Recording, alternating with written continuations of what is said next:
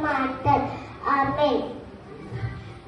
पहिले शमूएल 1:19. शमूएल वाढत गेला. परमेश्वर त्याचे कोणतेही वचन त्यांनी वाया जाऊ दिले नाही. आमेन. जेनेसिस 11:9.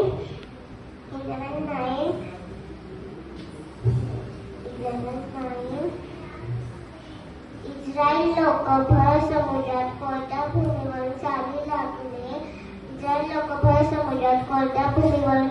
लागले.